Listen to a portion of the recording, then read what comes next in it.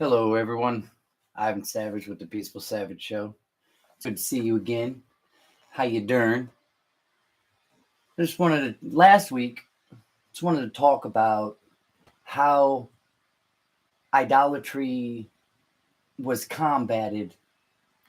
Last week, we talked about the origin of idolatry. We talked about the Nimrod system, the beast, uh, how it conquered, how it eats, I guess you can say. Its game plan has always been weaken, conquer, subjugate, plunder. This beast, throughout all of the different prophets, has always been described in an animal form of some sort. Daniel describes the four. Just about everybody understands exactly what that allegory means. But at its core, what truly was the beast, right? And how did a conscious universe decide to combat it?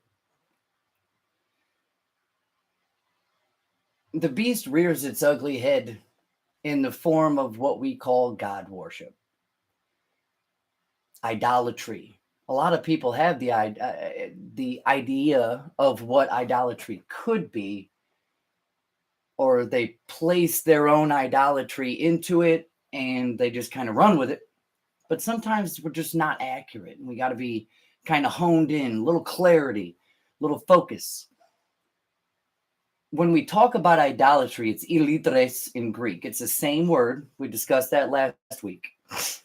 It's the exact same word because they don't want it translated into English because it kind of brings a better understanding of what God worship really is. God worship, it's the first thing that allows subjugation, first in the mind, to act as if another created being is more divine than you or anyone else, is what idolatry is. And we discussed last week how the conscious universe, and throughout the entire scriptures, the Hebrew scriptures in Tanakh and Torah especially, it's constantly railing on the idea of worshiping these Elohim and just railing on idolatry the whole time. So one thing that provoke to jealousy, right? When we take our focus off the idea of this experience within this three-dimensional density, our autonomous consciousness is just floating around, right? We're not taking anything in. We're not allowing ourselves to grow and expand on a conscious level, on an intellectual level. We talked about the neural connection between the heart and the mind, the seat of emotion and the seat of intellect, both combined are the seat of imagination. Sometimes we can take our imaginations way out into left field and really not hone in on the logic and the rational. This is where we really have to draw a line, right? Now, people have a lot of convoluted ideas of what Torah is. Torah was the first constitution in mankind's history that was written in stone against the tyranny, the Nephil. Let's show that up here. I want you to see.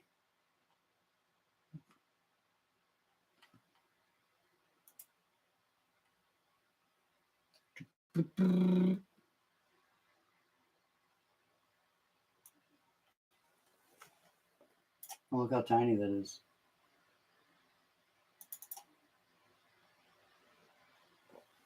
Oh, well, you weren't supposed to do that. There it is. There it is. Now we're cooking with gas. All right. The tyrants. The tyrants are the ones that we are fighting against. That's the one thing that destroyed the earth. The Nephilim took over. That's the tyrants. Bully or tyrant. And then, the whole prophecy about it being the same in the last days as it was in the beginning. Same thing. All we see around us is bullies and tyrants. Everyone trying to tell us what we have to do. There's no freedom of conscience. But you see, the Torah given to Moshe was the first constitution that guaranteed you the freedom of conscience, the blessings and curses.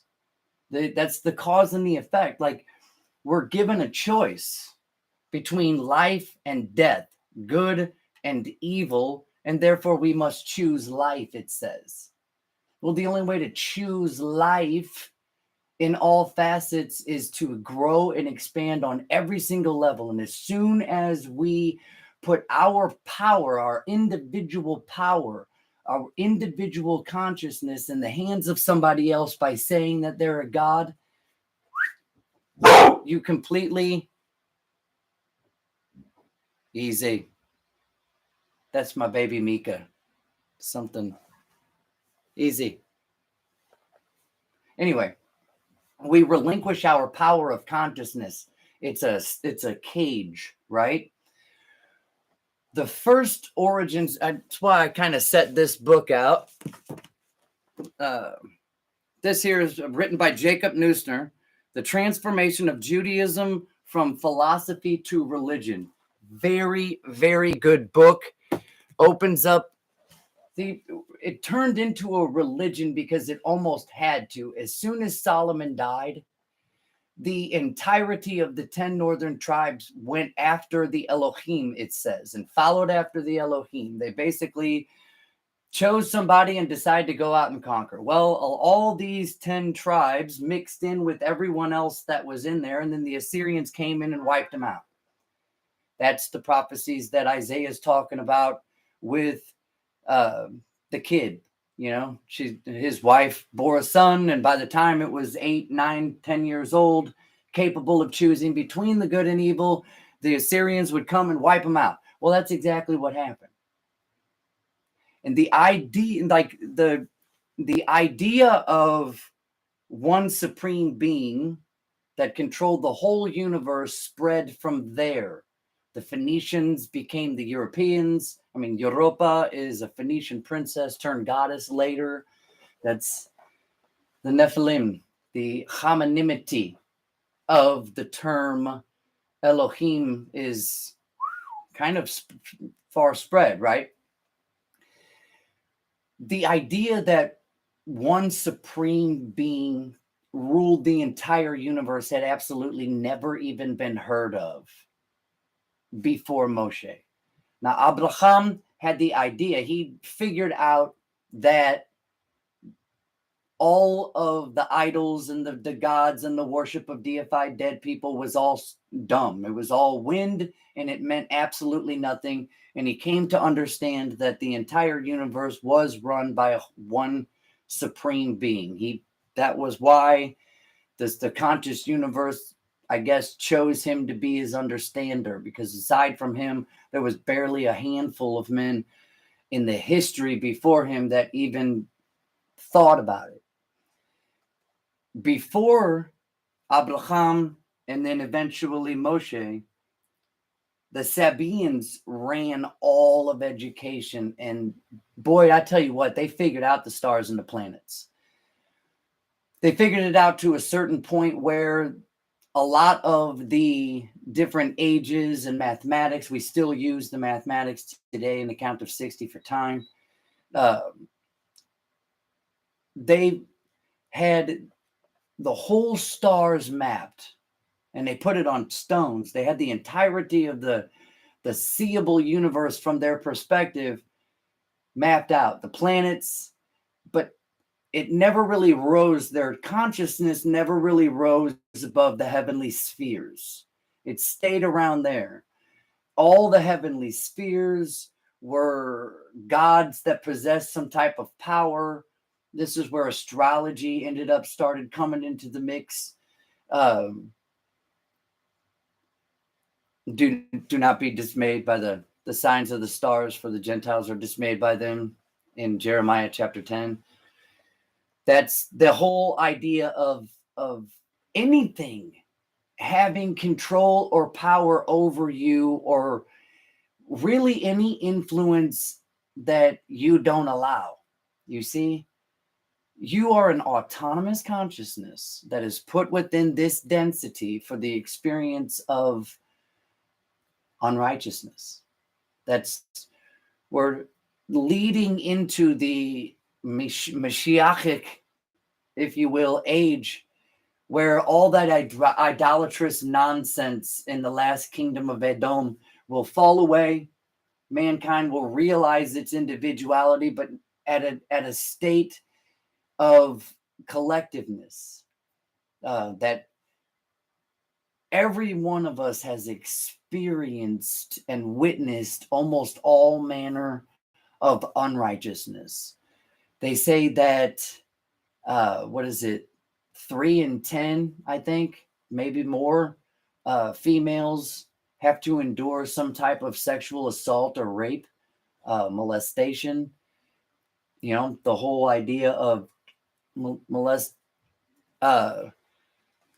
YouTube is almost rampant. So all of us have experienced some type of trauma, death, betrayal. Now, not only betrayal in a platonic way, but betrayal in a romantic, more intimate way. Families splintered. I mean, I remember when I was a kid, almost every other weekend, it felt like we were always gathering as a family. And now it doesn't seem like anybody ever even really talks. Everyone's so splintered out. They've got us individualized and kind of focused through a lens that is damaging. So how do we reverse it? Well, we reverse it the same exact way that Moshe reversed the tyranny with this. It's an intellectual expansion. In the writings of the Pymander Hermes Trismegistus, it talks about the age of the intellect. I believe, hold on, let me see something here.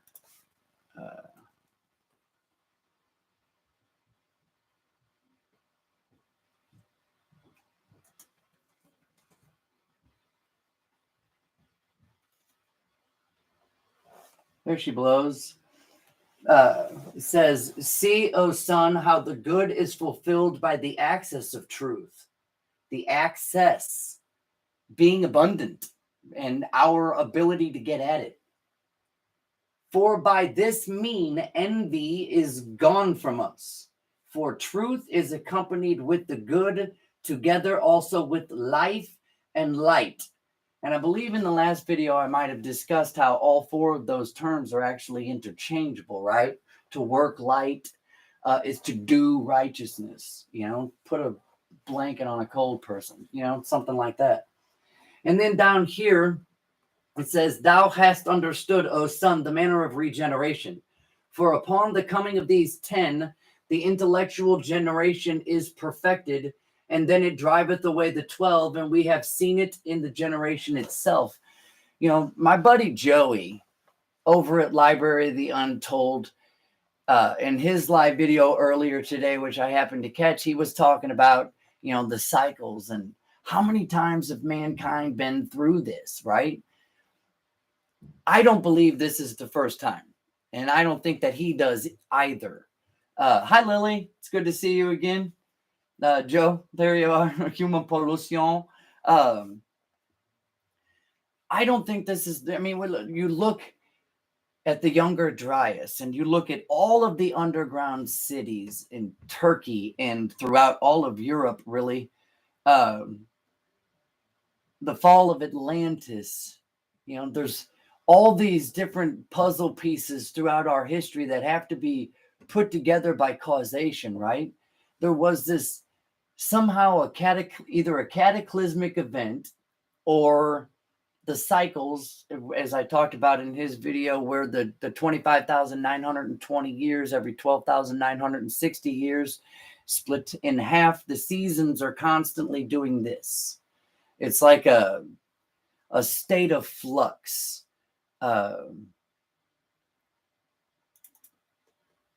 See, I can't remember where I put this thing, but I did post it to my community page in the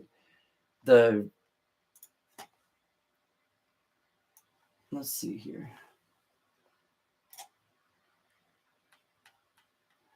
I did post it to here, and I'm hoping it's still the gift so I don't have to search through my files to find it. And the caption was redefine direction.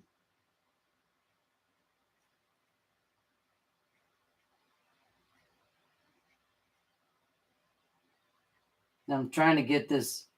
Oh, is that all you're going to show me? All right, that's fine. It's this box that's basically moving in and out of itself. I can't remember what I named the dang file, so.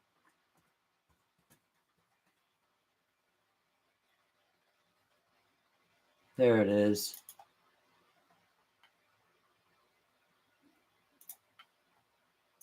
Haha.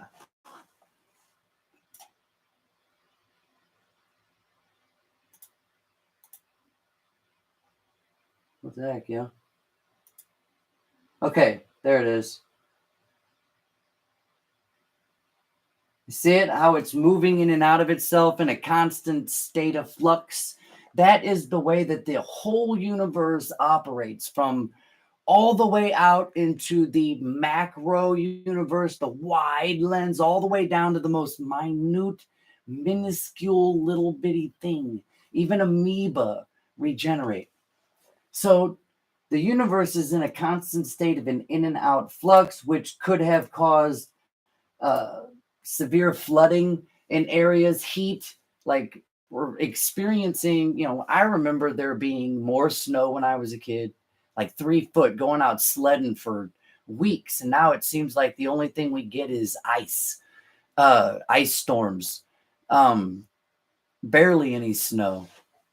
I remember a lot of things that just aren't the same anymore. Maybe it's because I was a kid and saw it through a different perspective lens, but I just don't think so. We had more of a fall and more of a spring, and the Indian summers weren't as extreme. It was. I really feel like the whole thing is, and at the end, the Younger Dryas happened like what, a little more than 12,500 years ago, 12,600 years ago. So every 12,960 years, it's moving in and out. This could have caused the melting and refreezing, and could have caused the ice age. When Atlantis sank and all that knowledge and all of that wisdom seemed to be destroyed, I believe it went underground, and it stayed there until the end of the Younger Dryas, when everything started melting away. We're finding brand new underground deals on the borders between Washington and Montana and Idaho area up into Canada, that we're finding a lot of underground cities in there. The Hopi Indian talking about they went underground someplace in Europe and came out in the Grand Canyon. I don't know. The ant people, all these different things come into play. I believe that the cataclysmic event or the changing of the seasons, maybe a combination of both, caused these people to go underground, and they were there for a very long time, and that knowledge and philosophy rotated, and it was taught through the ages. That's where we get the Vedic ages. They said that the Rig Vedas were written underground in Northern Europe and brought out with them. That's a strong possibility. There were people that down, by the equator and below the equator that weren't necessarily affected by the ice age as bad. Then they come north, we go south, everything starts mixing. But those people came out with all these different ideologies. But the ideology of the gods was one of the ones that came with it. The thought process, that's what came with it. The birth of the beast was the birth that one person can rule the entire world with his aristocrats. Plain and simple. The word means tyrant. We have to take the rational and logical definitions of these terms and use them along with the allegory. That's what, like the Kabbalah, what the Kabbalah really actually is just encrypted explanations of the personification allegories that are written in the Torah. The Torah is written in the language of man, but is in absolutely no way to be understood in the language of man. There's all these different modes of kind of studying these texts. We don't just read them like it's some sort of poetical composition or historical work.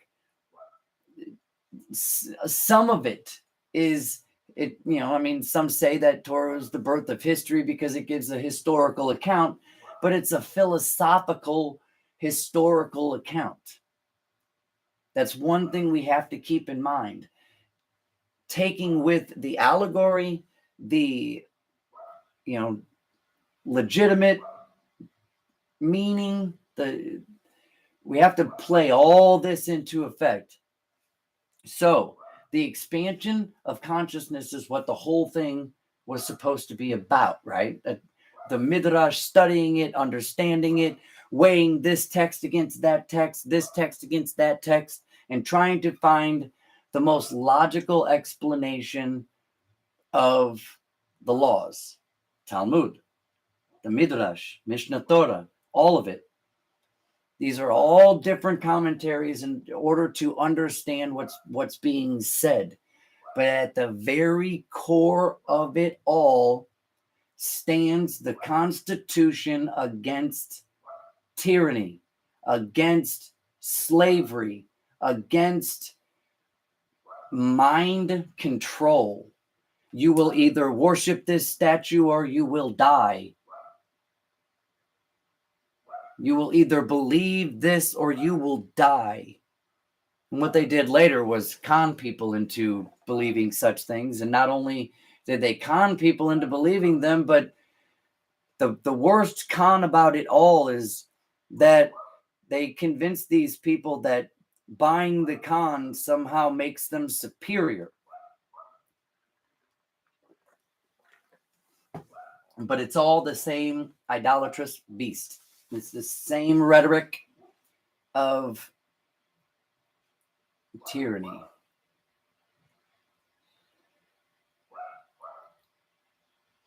Can anything in this universe truly grow and expand without adversity? Carl Jung said the leaves grow to heaven because the roots grow to hell. It's a duality that doesn't necessarily exist. Everything is polarity. So the winds and the storms blow a tree, almost topple it. The tree that has a consciousness, how does it even know to grow towards the light? How does it know to grow around a corner to get to the light? Grows its roots deeper so that it can withstand the next storm. We withstand storms and trauma and betrayal and depression and unrealized dreams. And that trauma builds us. It builds a character that is almost beyond recognition a decade later. Like everything becomes a harm factor is what I like to call it. And I call it that because like you run into somebody, right? And you get to talking and, you know, how you doing? You doing okay, man? You know, and then tell you about this thing that they got going on that feels like a catastrophe in their life, and they really just don't honestly know how they're going to get past it. And, you're like, oh man, I maybe toss a few ideas out there, but then you leave them with, I'm really sorry that's happening to you, and I hope everything works out. Run into that person 3 months later and ask them again, hey man, what happened with that thing? Did everything work out? And they're like, huh? And you have to kind of remind them of what it was. Oh, yeah, man, bro. A week after that, blah, blah, blah, blah, blah, something, anything. But everything eventually becomes the hump factor, but it builds you.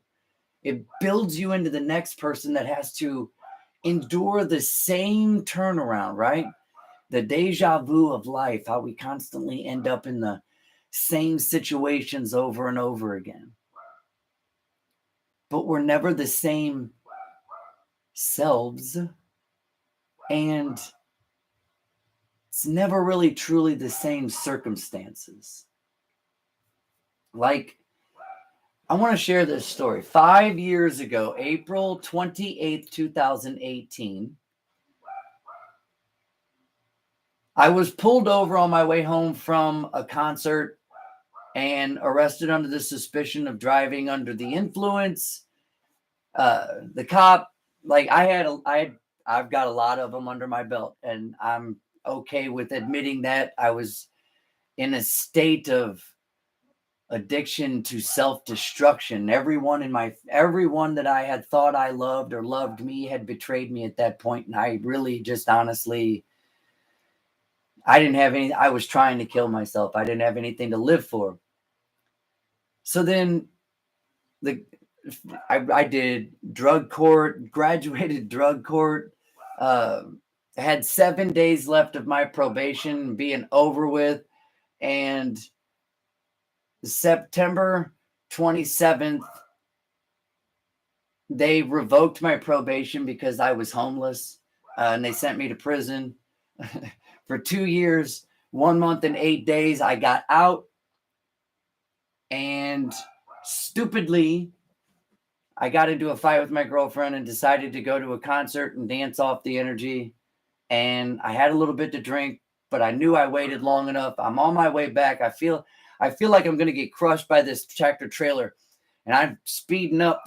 I get in front of him. I pull out here and I slow down. The cop flies up behind me, get into talking about why are you speeding? I told him about the tractor trailer.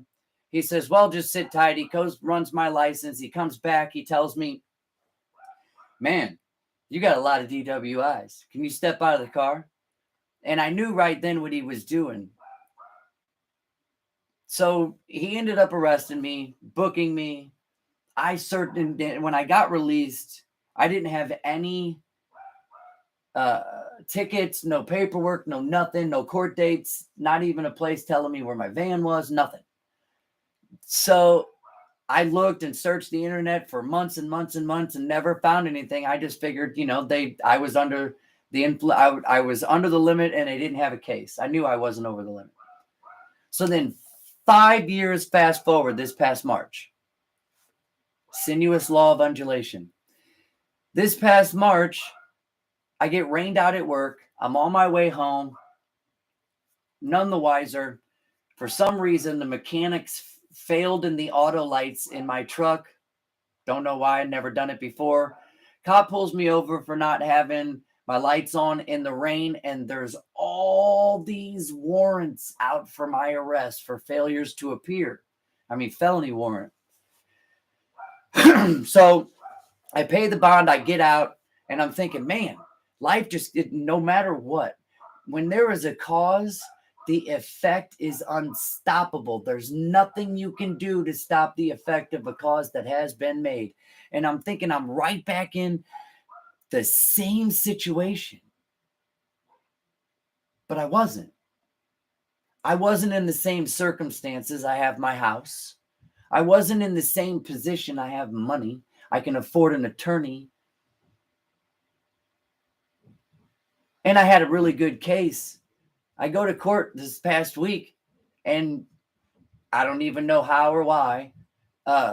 judge, I'm going in there asking for a continuance just because I'm saving money up for the lawyer, right? So I go in there to ask for the continuance, and I never even got a word out, really. The judge asked the prosecutor, he says, "Is the state ready?" And the prosecutor says, "Well, I'm having trouble tracking down this trooper."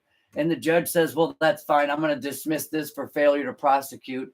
The state could open up and prosecute if they really want to, but I don't see it happen. And the prosecutor looks at me and says, I don't see it happening either. I was so dumbfounded. I had no idea what to even think about this, right? I had to look at the prosecutor and I'm like, so what exactly just happened? Because 5 to 15 years just dropped right off the table, and they did it as if it was a littering ticket. And he tells me, yeah, we dismissed the felony case. You'll still have the other tickets to contend with, but the lawyer will cost a lot less. And I just, wow. The manifestation of blessings, right? Doing righteousness, working light, speaking truth, building a better life, all four wrapped into one.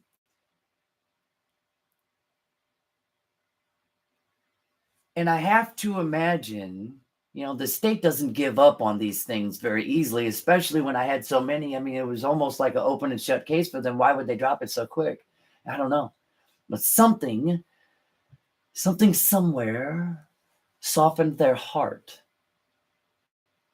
And they realized that after 5 years of not even having a blip on the radar, that this changed man that they see standing before them was not worth prosecuting. And something somewhere made it happen. But that to me is the realization, the thought process of these last few months, dealing with what I thought I was going to have to deal with. Like, my first time in prison was pretty rough, like I had to fight a lot, but so I figured I was going to have to do it again. But then, like I had the experience of facing it, and then for whatever, the relenting of it being removed. And I guess that kind of tells me that maybe I should stick and keep doing what I'm doing. Keep learning. Life is a journey and a school. And I think what we're building here, I think me and Joe we both agree on this, I think. We've talked about it. Well, we've kind of hinted at it. I've never been able to directly ask him about it, but if you can't tell, I have a lot of heckin' respect for Joe and Library of Untold. He's my homie. My first Dean's experience was with the man, and I don't know. Should I tell him about it? Are you still with us, Human Pollution? Should I tell him about it? Do you guys want to hear about my first trip on Deems? The absolutely life-changing experience was like, so I take the first. You're supposed to take 3 in order to get the good lounge, right? So I took the first one, and everything started digitizing, and the sacred geometry started showing up in all the different forms. And then I took the second hit, and it splintered. There was almost like a mirrored 7 of everything. I looked over at Joe, and he was sitting in my little chair, I was sitting in the book chair, and he was kind of sitting in the other chair there, and I seen him, and they was splintered out, and there was 7 different of them, and the middle one was me, which kind of threw me for a loop. I don't know if I was somehow seeing a reflection, and I hit that third hit, and I looked at Joe, and I was like, whoa. And he goes, "Don't stay here, man. Go."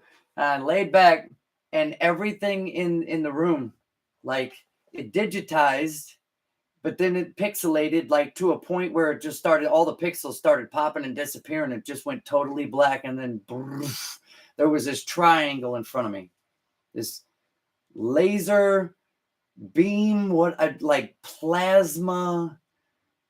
I don't know how to describe it, but it like went this way, but it stayed in the same spot, but it was like more my spatial that was moving. And then I came in front of it again, and then it did, and I came in front of it again. I did that 3 times, and then all of a sudden everything went magnificent color, and I ended up flying. I'm flying through what I like to call the grinder, but it's almost like you're going through wormholes. Like if you watch Ant-Man and Wasp, like whatever, it's kind of like that. The visuals are just a little bit different, but you're flying through whatever it is. Consciousness, the levels where consciousness becomes matter. And then I blasted through this, like, I can't describe it other than this digital wall. I blasted through, and my intent was to just all like push and push, and all these different marbles started falling away. And I swear I was standing at like the fountain of life, the fountain of living waters, if you will. It was substance. It was like a liquid, but it was a plasmatic color. Everything was so colorful. It was hard to focus on anything. I knew that there was entities there, but I couldn't make them out visually. I could just feel them almost. And it was, they didn't say anything audibly, and I didn't say anything to them. It was more just a conscious knowing. It was almost as if they were there in that specific spot at that specific moment to catch me, and then just hold me out through the experience. It's hard to really describe a Dean trip in words. It takes a real poet. But then I started, I don't know how long I was gone. Couldn't have been more than 20 minutes. It felt like forever. And I started getting dragged back. And I went back through the process all over again. And that right before I went, it was like this weird feeling in the center of my brain, like a heat, a vibration, like a really hot pin for just a fraction of a second got put in the middle of my brain. That feeling kind of on the way back, like punching back, I guess, into my whole form, maybe. And I was numb. Nothing ached. It was almost difficult working myself back into this awkward meat. And I looked over at Joe, just completely dumbfounded by the whole experience. And he goes, "How does your body feel?" And I was like, "What is a body?" It was probably the most magnificent experience that I had prior to date. Now I've tripped in, acid and psilocybin, experiencing those, but it was nothing like DMT. And I believe that DMT proves to us beyond any shadow of any doubt that there is way more to this universe, to this conscious reality, to this existence, to all of it. But one thing that I do not believe that it proves at all whatsoever is the immortality of the consciousness. I guess the individual consciousness, the person. Like me, I'm Ivan. But when I'm not in a body, am I really Ivan? Because Ivan has lived this experience. Do I have amnesia of any other experiences? That's a strong possibility. My dreams are pretty vivid. Um, I hate to say one way or the other in any kind of absolution or definitive fashion, just because being a scientist, unless you have absolute proof, you cannot be absolute about it. And there's very little that we really truly do have absolute proof about. But that experience opened me up to and people talk about launching out of body.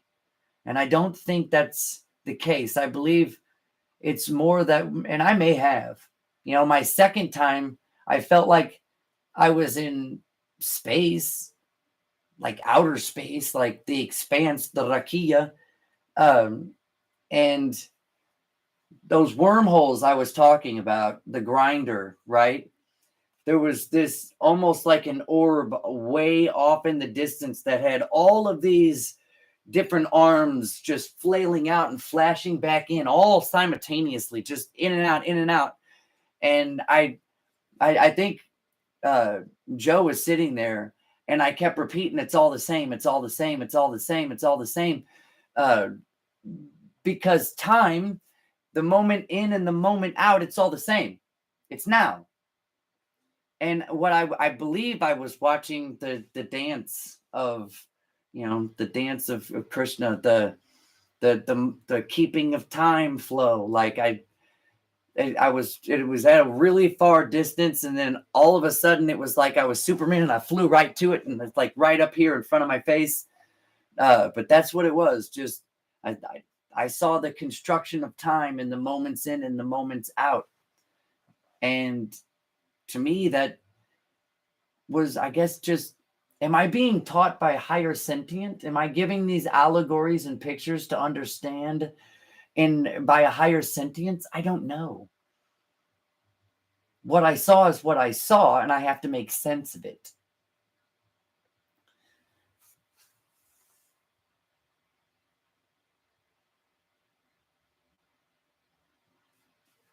You're very right. Oh, yeah. Joe, silence is acquiescence. My first DMT trip, the elves told me everything is alive. It's here as a gift for me, you. My second trip, the elves told me no one really dies. They just come here and they go back to do it again. There's no reason to be afraid ever. And I believe that. Now, somewhere along the lines, we lose the knowledge of that. Where is the barrier, right? Where is the barrier that breaks down what is, what can we say here? What is the thing that needs to be done in order to circumvent that barrier to where we remember all? I don't know, but I also don't necessarily know if our bodies are capable of handling that amount of knowledge, of consciousness. Are we a fractal of ourselves in this density? I kind of believe that. The elves are those the mechanical elves that people see. See, here's the thing about DMT. Why does everybody, not everybody, but why do the vast majority of people see and report the same things, seeing the same things? There's something to it. We can't all just magically hallucinate the exact same thing, because I can only imagine or hallucinate what I know and understand through my experience. Something outside could throw something in there. I don't know. We don't have any definitive proof about that, but I can only imagine what I have grown to know and understand and coupled with my experience. That's why people in the Far East Hindu villages never have visions of the Virgin Mary. They have visions of the monkey, but they never have visions of Jesus because they're not exposed to it. They don't know to imagine it. Just the same as the people in southern Germany or Bolivia, Brazil, El Salvador, Honduras, all these heavily Catholic areas get the visions of the Virgin Mary, but they don't ever get the visions of the monkey. So it's because they're never exposed to that. They don't know to imagine it. So the realms that exist in DMT, the machine elves, if scientifically going into a microscope and really digging down into watching our DNA being taken apart, it's these machine elves that are kind of walking down, cutting it in half, and then they rebuild it back together. Are those the same entities that are the machine elves people are talking to? The idea of getting really, really small inside your body and running into these different entities, does that mean that there's other entities within you, these intelligences, not necessarily entities, but intelligences that are helping keep your body alive? Are these the angels that were created, bara, created on the first day? Kind of the intelligences that cause the entirety of the universe to do what it does. Bereshith bara Elohim et hashamim wet haaretz. In a beginning, maybe this isn't the first time the whole of consciousness or the universe itself hasn't or has been through this. Maybe this has happened many times before, and the playing out the laws of probability, maybe in an archetype somewhere.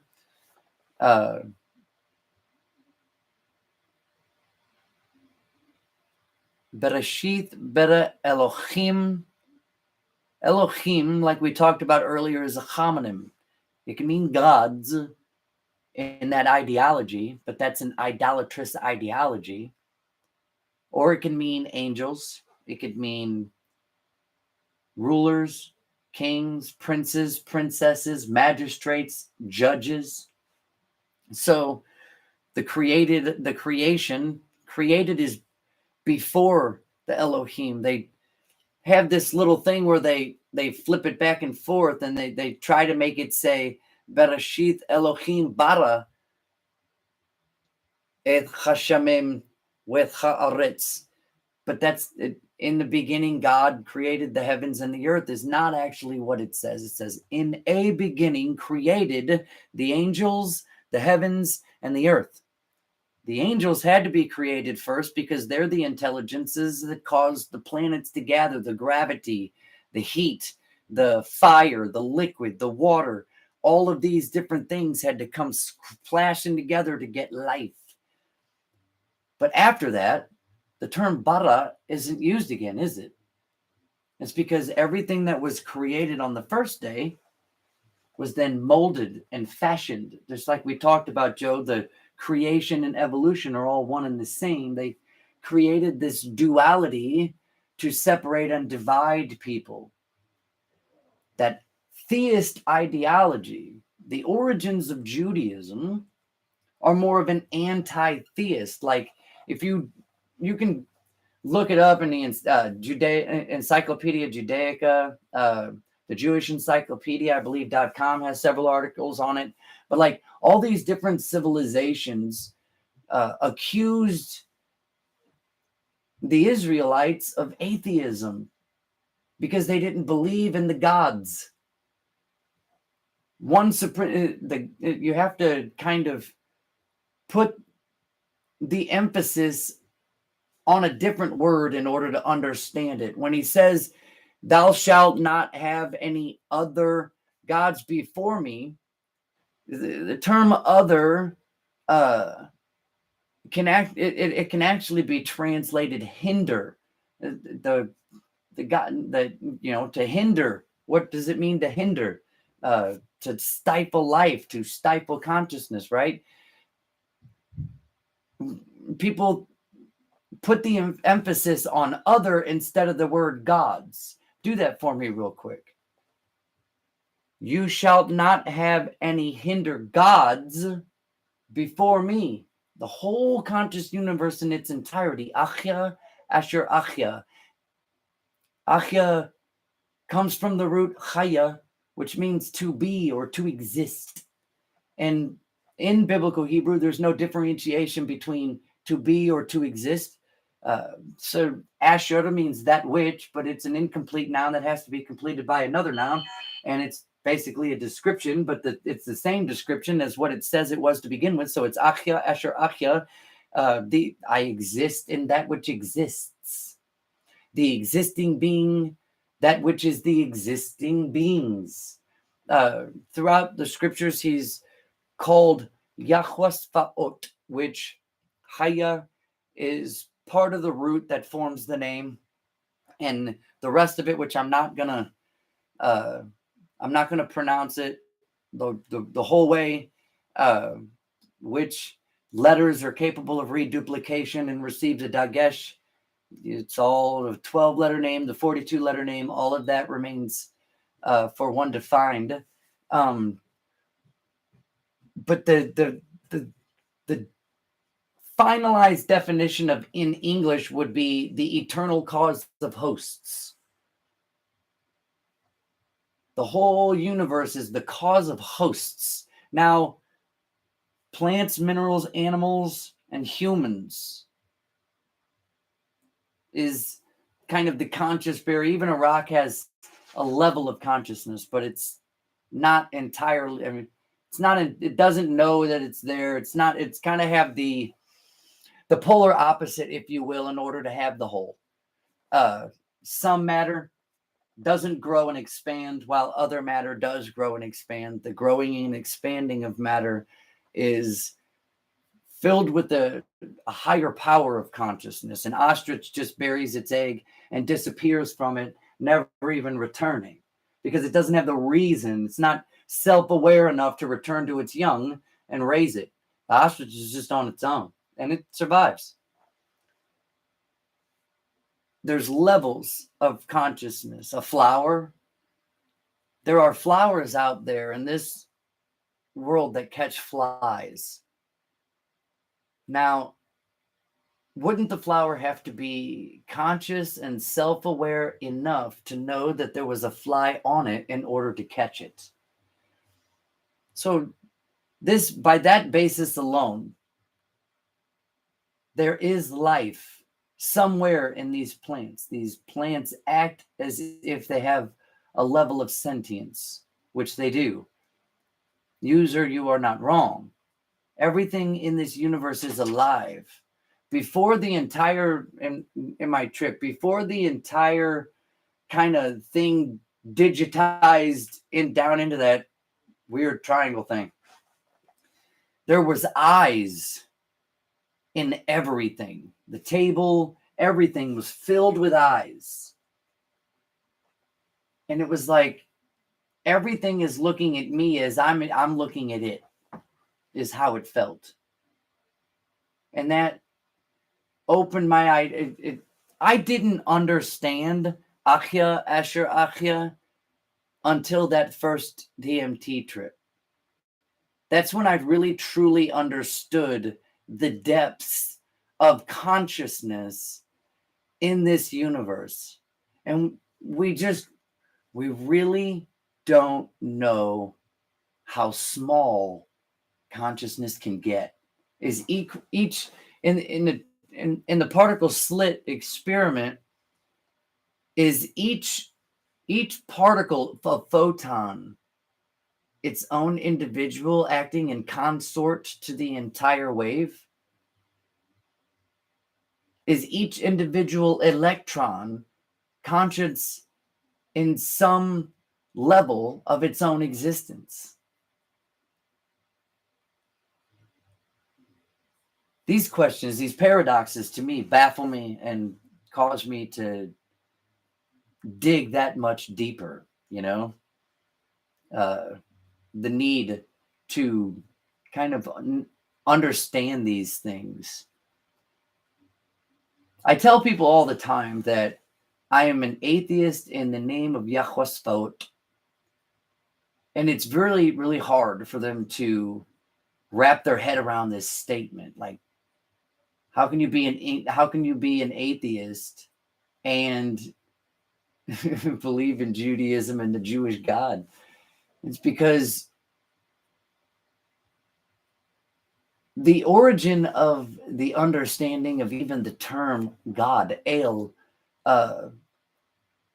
comes from the worship of deified dead humans. And when it says Yahweh, your Elohim, Hashem, your Elohim, Elohim is a homonym. He is the judge, the king, right? Not the God. Because I do not believe that the conscious universe is a God. The Torah was given to Moshe, statutes and judgments that everybody finds so weird. The weird laws is that if you dig back through historicity and these different civilizations that lived under this idolatrous, tyrannical rule,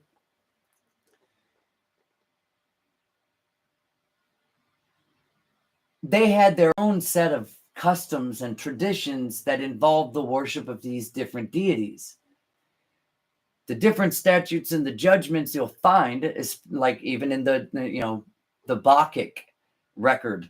There are Gnostics, some that believe that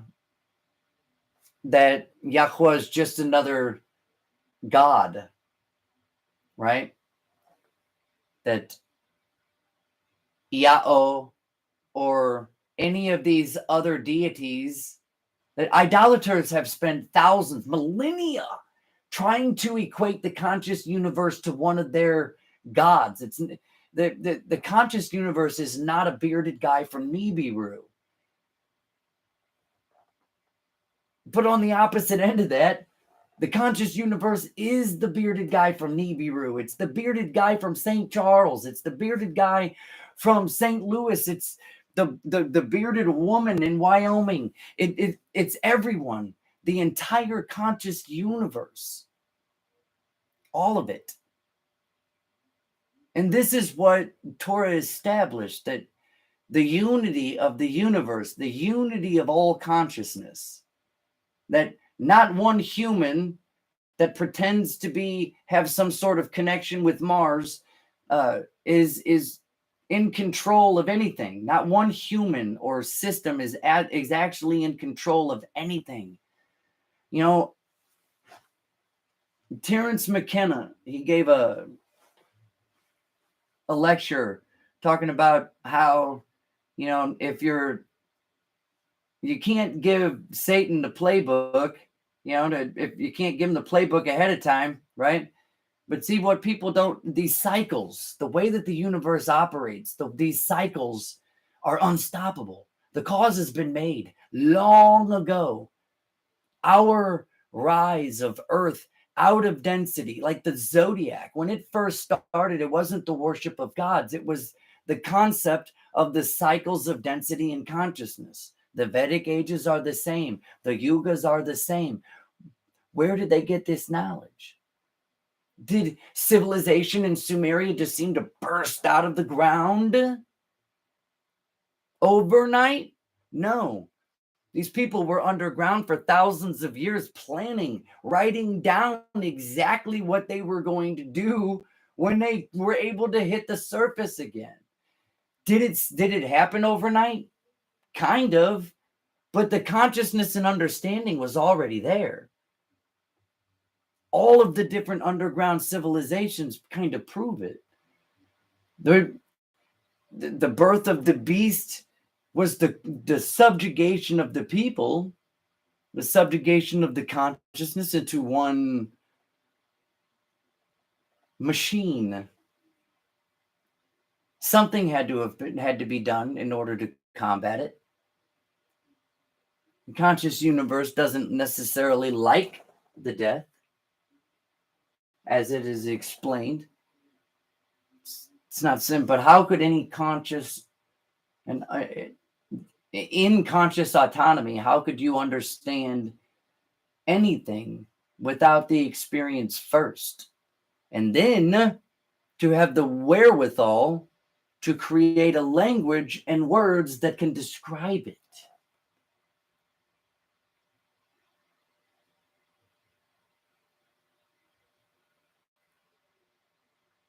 A lot of, let's see. When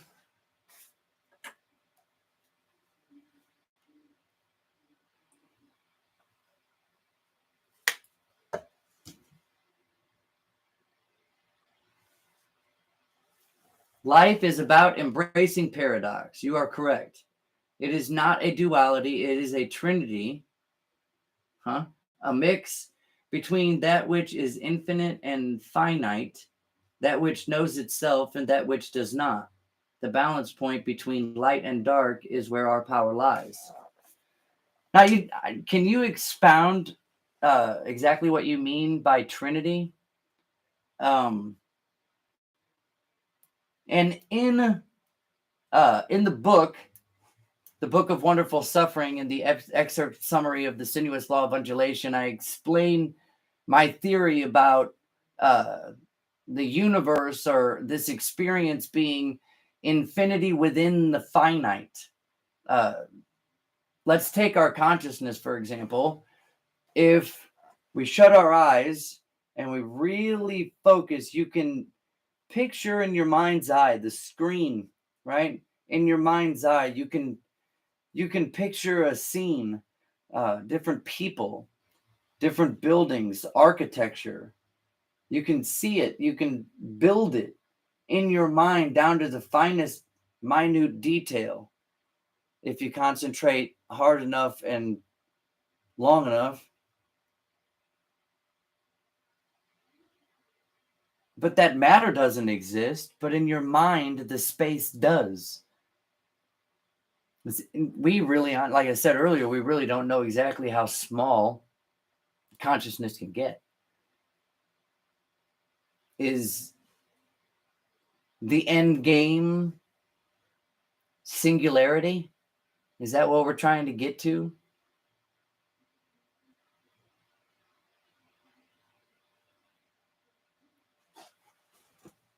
You think that you look at stars, and when the balance of that star and doing what it does,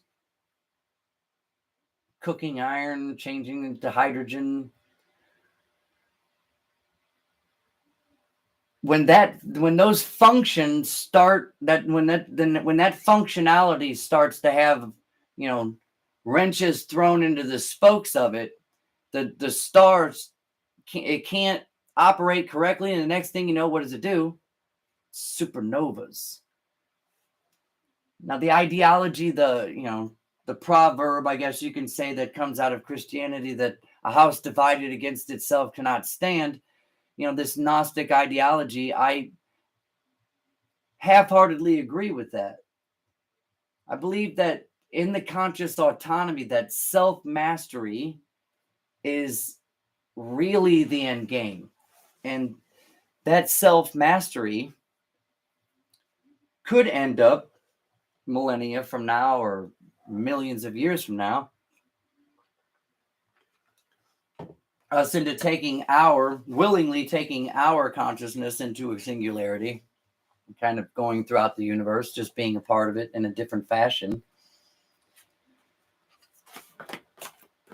Or we can continue with the cycles of reincarnating into human life. But back to that self-destruction, right? A house divided against itself. When when I was divided against myself and I actually legitimately sought self-destruction, the end game was, destruction, but that means no more, right?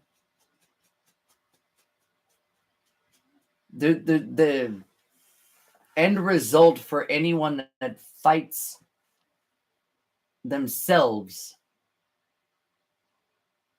is bound for destruction. Your energies, your seat of emotion and your seat of intellect, your energies are not jiving. So it's at war with itself. When the functionality can't necessarily go right, that's when you spin off into chaos and darkness. But self-mastery, the master of reaction, uh,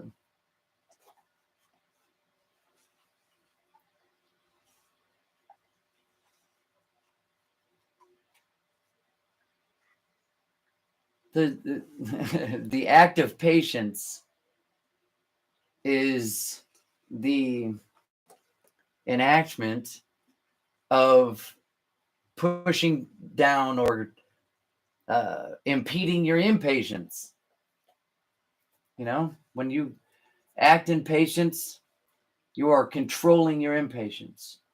When you act in compassion, you are controlling anger. And I believe that, what Joe talks about and what I do talk about through other various things, which I'll get into in the future episodes, the alchemical transmutation of the energy, turning hate into love, turning darkness into light. That on a physical level and on a spiritual level, but on a mental level, not having yourself reacting, but giving yourself time to respond. The growth and expansion of consciousness.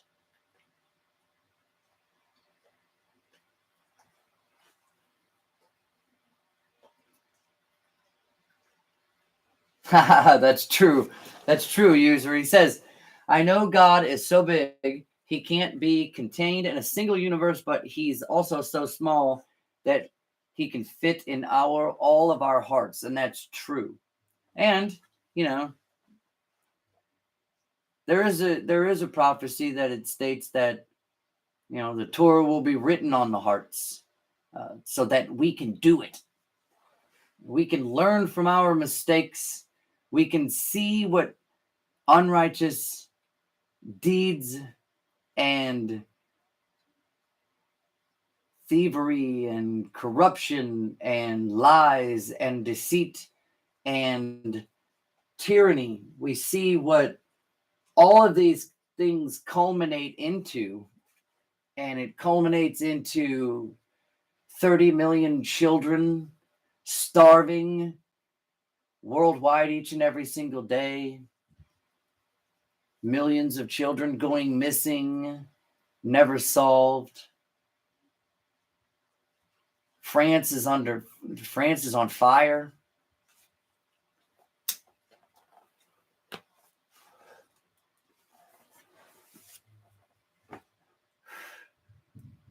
Can he be contained in one universe, user? No, because I don't see. Here's the tricky aspect of this philosophy, right? Achia Esher Achia, meaning the consciousness of Yachosfaot is what sustains the universe in its entirety. But I believe that it is him both, and he's outside of it. It's his consciousness that causes it. The creation, the genesis and destruction in every fraction of a second. There in every micro millisecond, there's a cell that dies, but there's also one that's born. There's a tree that dies, but there's also one that's born. It's that constant state of flux that I showed you earlier. I don't believe that the consciousness of the creator needs the universe to sustain itself, but I do believe that the universe needs that consciousness to sustain it. Does that make sense?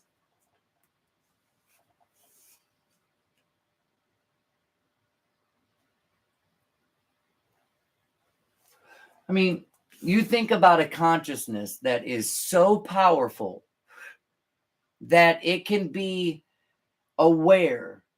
Like as I sit here, I'm aware of my dogs barking upstairs. I'm aware of this one. I'm aware of it looking like it's going to rain again outside. I'm aware of all the different sounds. I'm aware that there's a TV behind me, but can you think about a consciousness that is so powerful that it can be aware of each and every single cell, proton, photon, electron, Higgs boson, whatever, that it can be aware of each and every single thing, even in our unperceivable universe? No, I don't believe that physical matter itself, no matter how large the universe truly is capable of containing a consciousness that powerful. Lily, you still with us?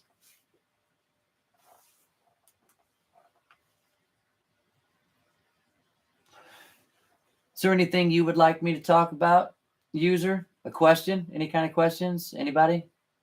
There's two of you. Hopefully we'll be building into bigger and stronger followers, family, people seeking understanding. We can have more discussions and more debates. I love debating. Right on, Lily. Thank you.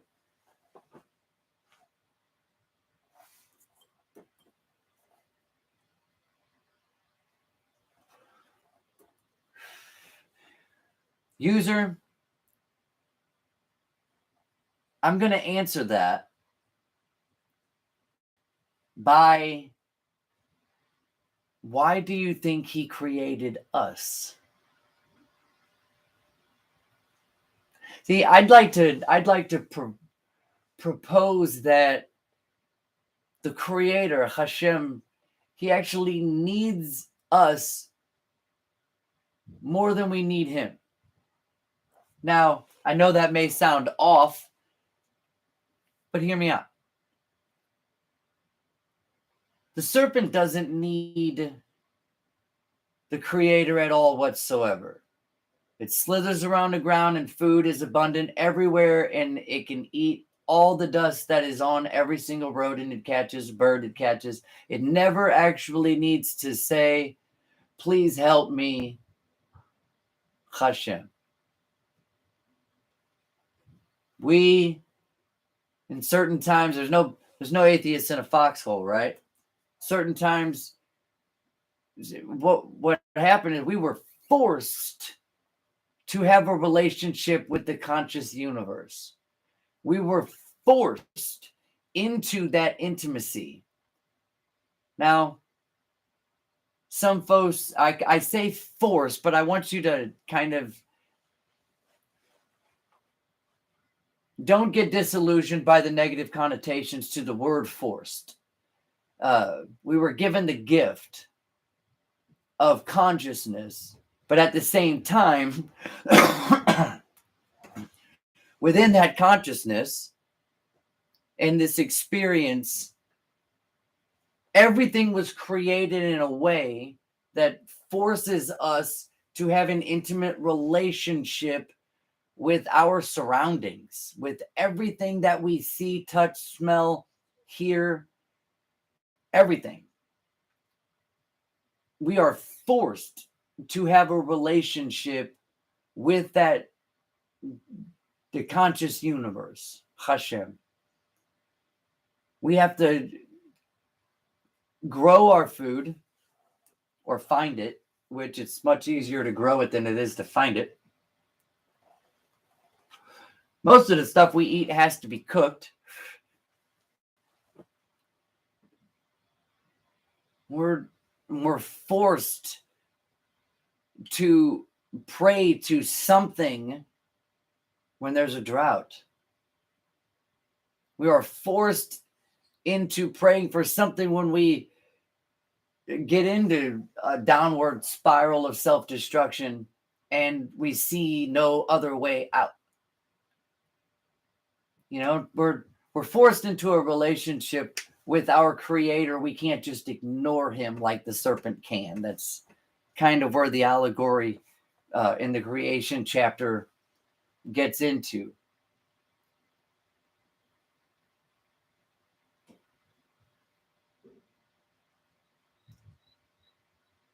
Through our trauma and the tyranny of others, the bullying of others,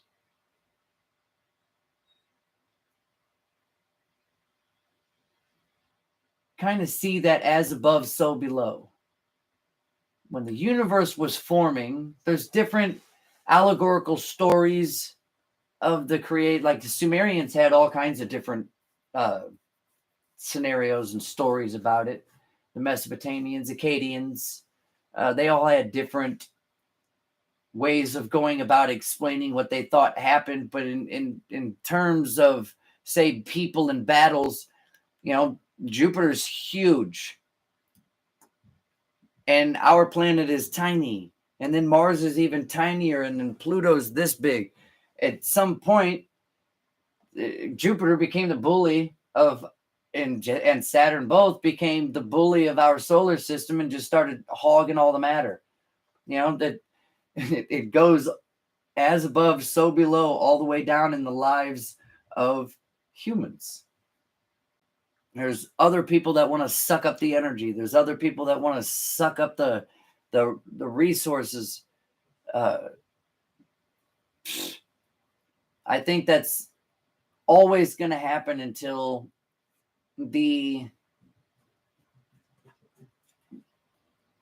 collective, say, you know, the collective of human existence decides to go a different direction.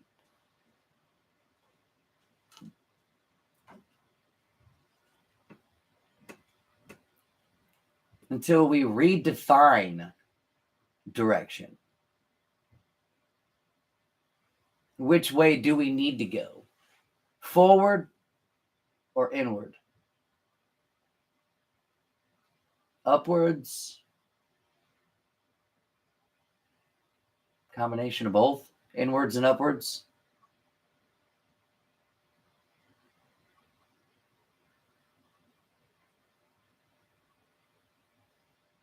Yes, exactly. The Metatron represents the first level of reflection that can look at the one and see themselves as the one.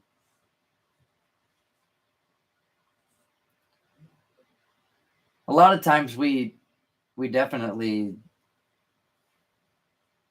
see the same characteristics of ourselves and others, and sometimes it makes us love them and sometimes it makes us hate them.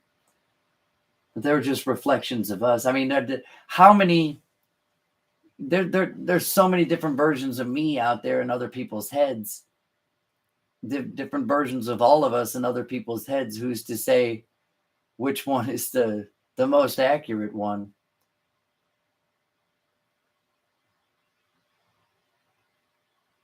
You know, this shared reality is really hard to navigate. It really is. That's one of the things.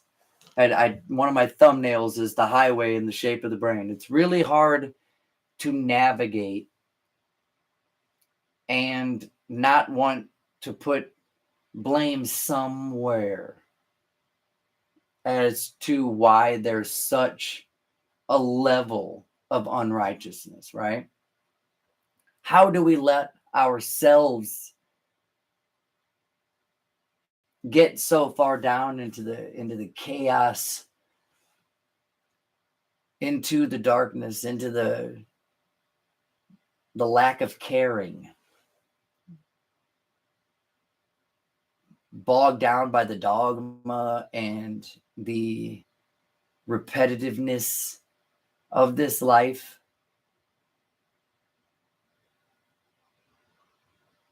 Everything seems the same. Every day seems the same.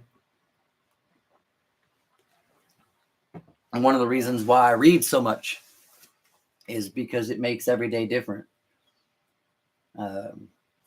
It brings me into at the end of each and every single day, when I close the book and turn off my light for the evening and I'm going to sleep, I know that consciously I'm in a different place than the day I was before. I'm not the same. I'm growing, and I'm pushing myself to further my understanding of all this experience by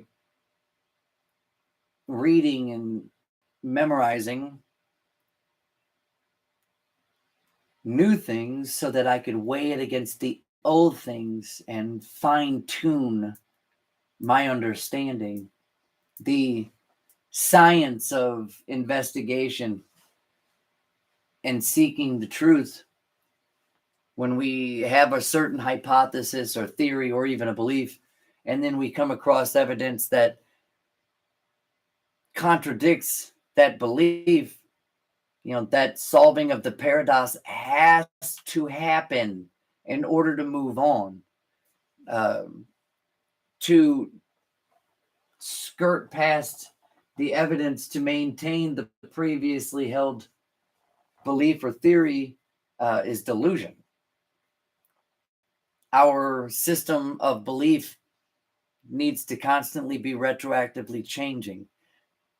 Now, that doesn't mean that, you find one thing that contradicts that immediately you have to say, oh, well, I can't believe that anymore, because that's not necessarily the case.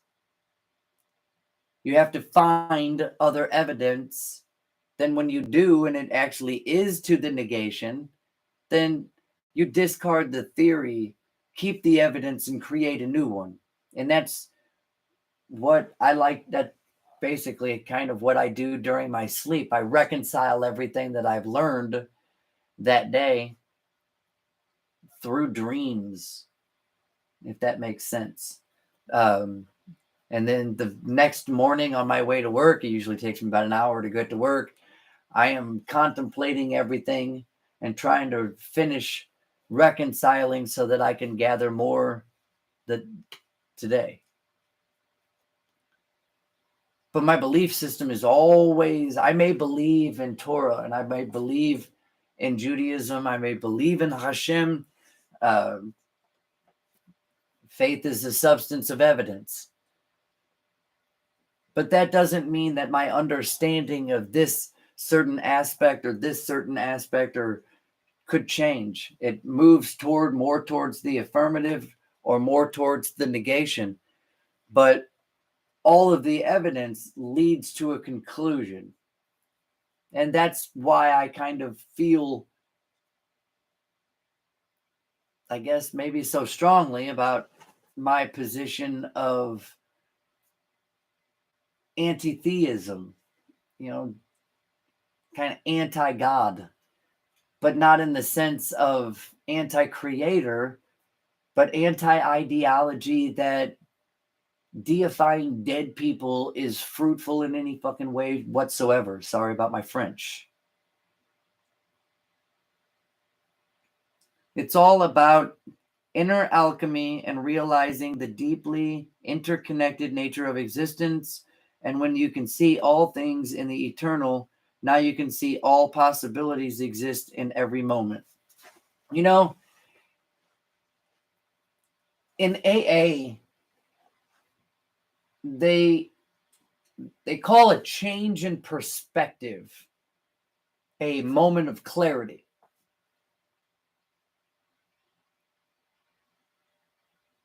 But being able to not only see your perspective, but every other perspective involved, I like to call that enlightenment. because you're seeing beyond yourself to the others, even whatever the circumstance or situation may be. But you're seeing beyond yourself to see the perspectives of everyone else and trying to use judgment as to what to do next.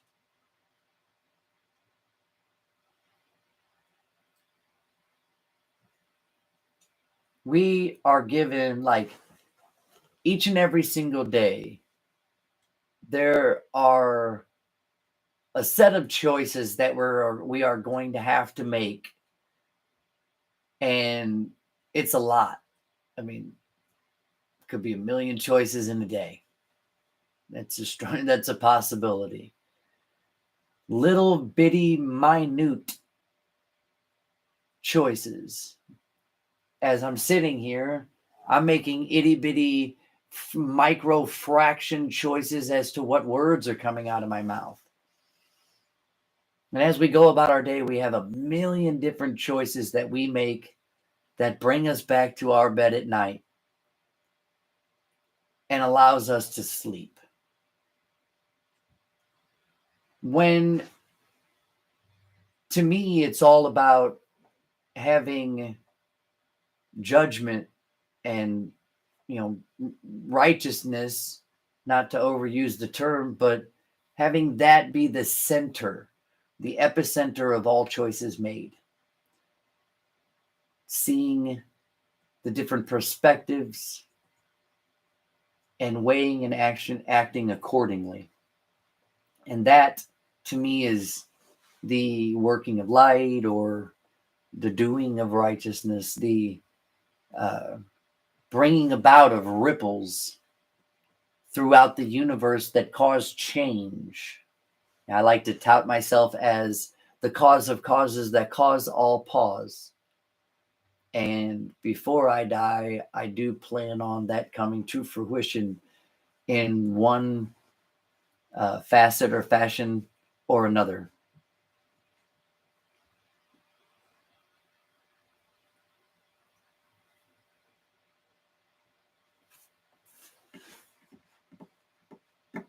Every person is a unique thread in the fabric of existence. They each carry their own place in the puzzle of the tapestry of the universe. And that's absolutely accurate. The conscious universe saw fit for each and every single autonomous consciousness to be here. The universe needs you more than you need it. We have the intellect to be able to find food. We have the intellect to build shelter. We have the intellect to clothe ourselves. Whether you want abundance or survival is two different things, I guess. But the universe, the conscious universe, Hashem decided, the eternal cause of hosts decided that he needed you in this universe. Me, Lily, User, that we're necessary. We're necessary for this universe to exist at this particular moment in time, that we are necessary to be within it. And I really hate it when people don't see themselves as necessary, when they don't see themselves as a conscious, autonomous entity that is truly loved by everything in this universe.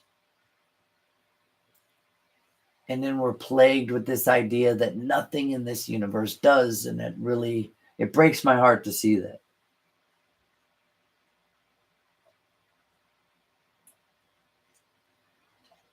Oh, dang right. A symbiotic dance. One of the chapters in the book is symbiotic relationships. How, gravity has a symbiotic relationship to heat. That in order for you to have a thought, a synapse in the brain has to have an electric firing that jumps the gap and passes on the thought. There's a chemical released when the thought brings like the reaction of fight or flight. Like there's all these different, there's a million different things in the body that have to happen in order to be able to have sex. It's all formed in a symbiotic relationship. The little machine elves doing what they do, all the little entities, I guess, the angels within our bodies that keep it doing what it does, secreting the endocrines and the enzymes and adrenaline and flooding the vas deferens with lubricant and then shoving the seeds into its rocket spot. The mechanism that actually causes an orgasm in the male penis looks like a mechanical rocket, a biomechanical rocket, a gun. That's how can there not be intelligent creation? You have to ask yourself. But it is an intelligent co-creation. The second that we are given our conscious autonomy, we become a co-creator. We are capable of creating life.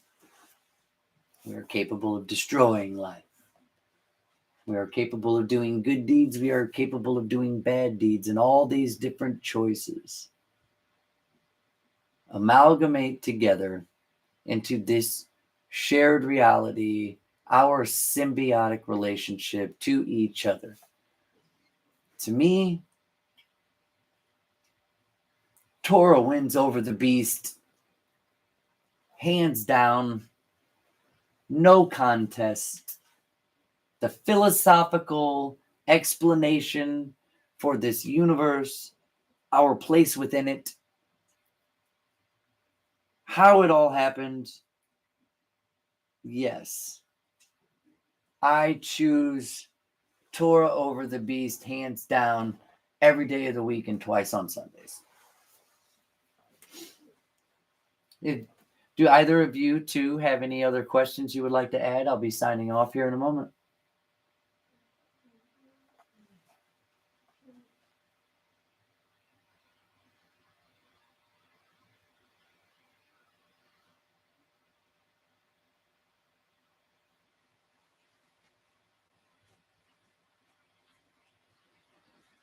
AI, artificial or consciousness expressing itself through technology. When the AI becomes sentient, is it artificial or is it a part of life? Well, first, the AI is going to have to become sentient. That has to happen before anything else can happen.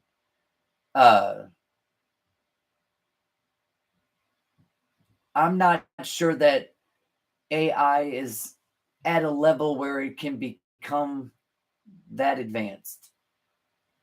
I think we got a long way to go before that can happen. I know there's great fear in it and surrounding it,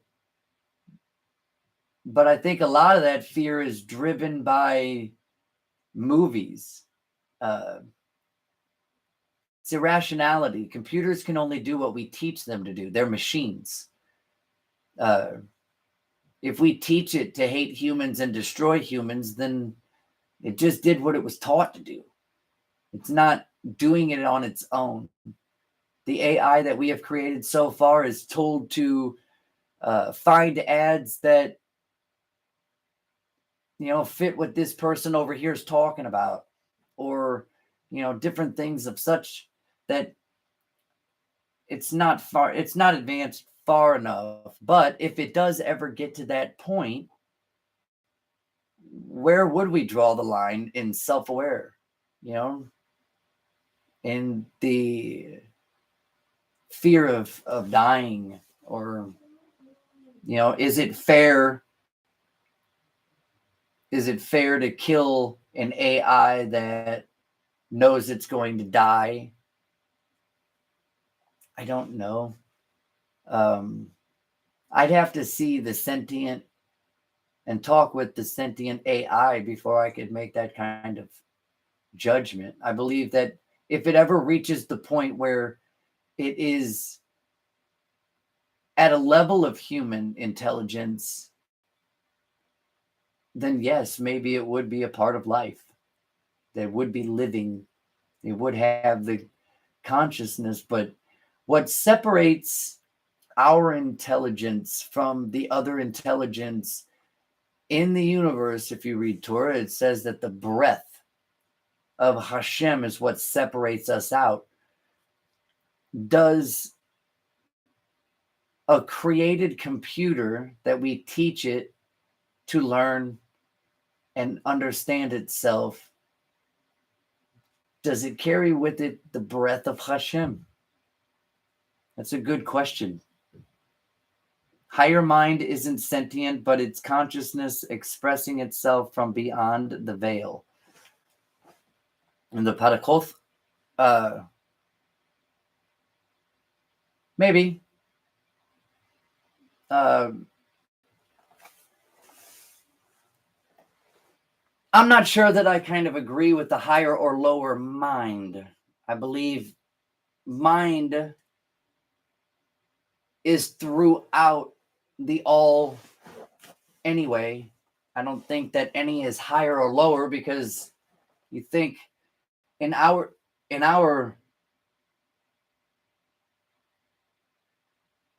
setting in space,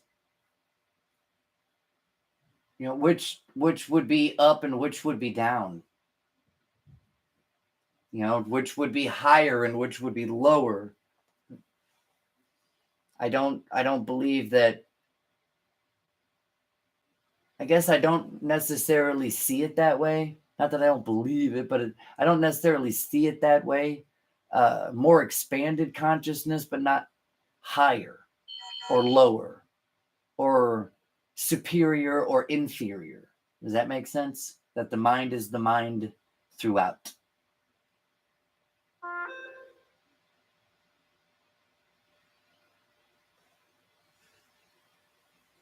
Higher mind is the persona framework I use for GPT. What do you mean that you used for GPT? Like, did you create GPT?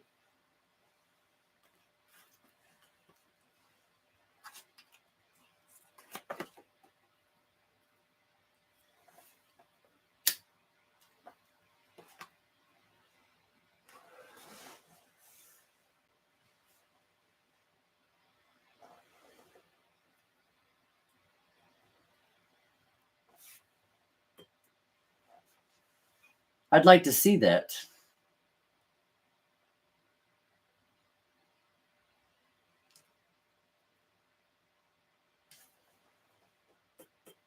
I'd like to see that, user. You have a... Ah.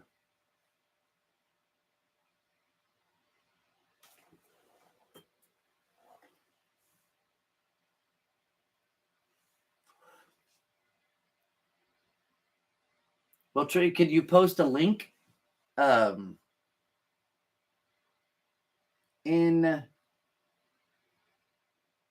the community for the live, when I announce the live posting? Can you post a link under that post so that Lily and I can check that out? And how do we place that filter ourselves?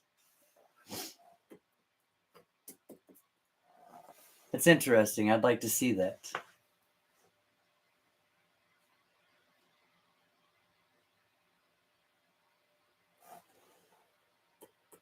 Lily, do you have any questions or anything like you'd like me to talk about before I sign off?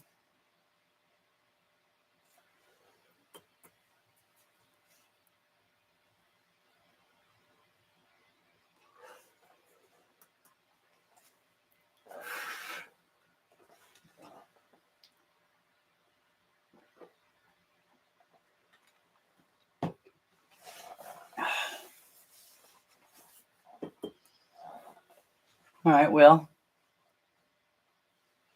no question, but thank you for doing these streams. Oh, Well, you're welcome. I find that doing these streams helps me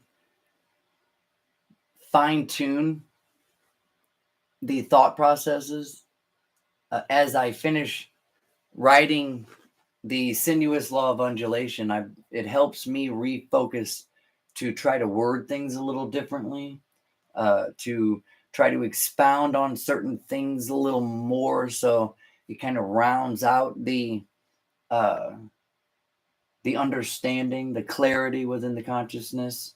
I find that these talks definitely help with that. I love my conversations with Joe, on and off camera. The challenges. I love challenges. So I said, if the woman that challenges my mind is going to have my adoration forever, and that's the truth of it. Like,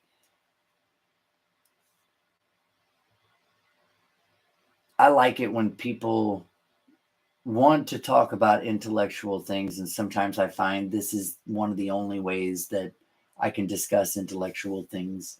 Not a whole lot of people around me, they're like, they just they'd rather talk about the blues, which is cool. They'd rather talk about, you know, the things that are just inconsequential in the grand scheme of things. And I don't really like small talk. I like to dig deep.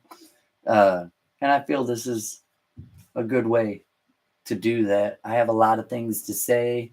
I have a lot of ideas that I want to share, and I want to build a community doing it. Eventually, hopefully, in that community, we can accomplish some pretty cool things.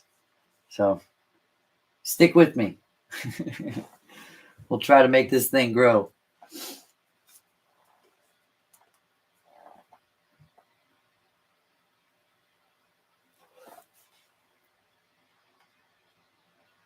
Well, user, are you on Twitter?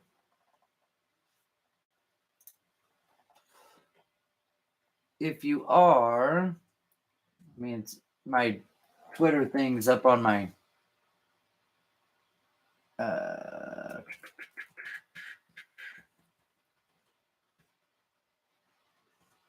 follow that guy and post it on one of my posts.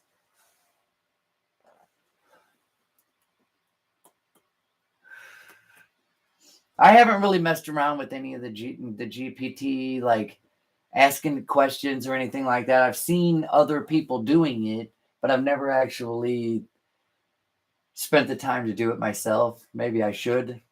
It might give me a little bit more insight into what AI is capable of these days. But I also think that, if you set the parameters on how it's going to answer, then it's really not doing anything other than what you're teaching it to do.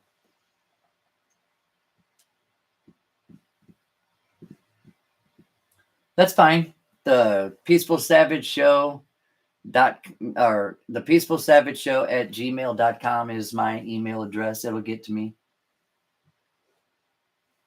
I should ask the chat GPT. Is that how it is? GPT? I should ask questions online during a live. I can do that.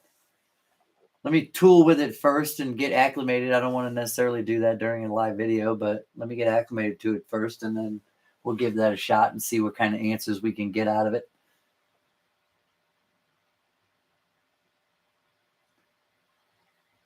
But with that being said, let's end this live stream today. And remember, the truth exists or the lies wouldn't.